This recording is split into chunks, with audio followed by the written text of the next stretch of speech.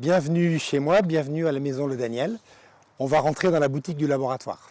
Laurent Le Daniel est chef pâtissier, meilleur ouvrier de France et président de la Confédération nationale des artisans pâtissiers, chocolatiers, glaciers, confiseurs.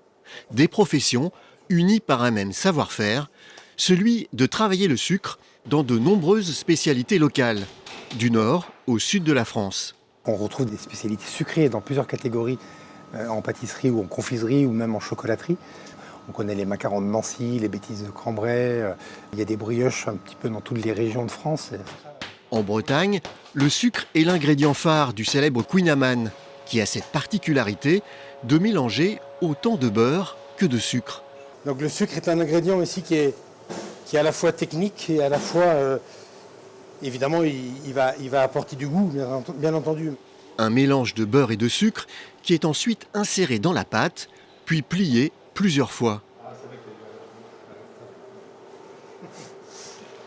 Hop, voilà, et c'est parti pour 35 minutes de cuisson. Il faut que ça se mange un petit peu tiède, mais pas trop chaud. Il y a cette caramélisation qui est caractéristique, qui est le mélange du beurre et du sucre. Mais on voit aussi les pliages, et ça, c'est vrai que quand on est professionnel, on est assez attaché à cette technique-là. Vous voyez, on les voit très très bien ici. Le sucre, ingrédient de référence du patrimoine sucré français, possède également bien d'autres propriétés que le goût. Le sucre est aussi un conservateur, donc ça nous permet de créer des spécialités qui peuvent se transporter à l'étranger ou même lors d'échanges entre régions.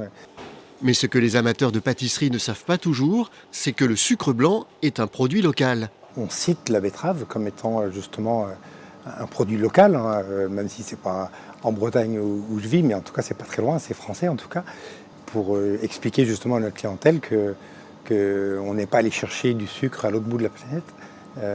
C'est vraiment, je pense qu'on a besoin de le faire savoir encore davantage, c'est vraiment quelque chose que les consommateurs français, nos clients, doivent savoir.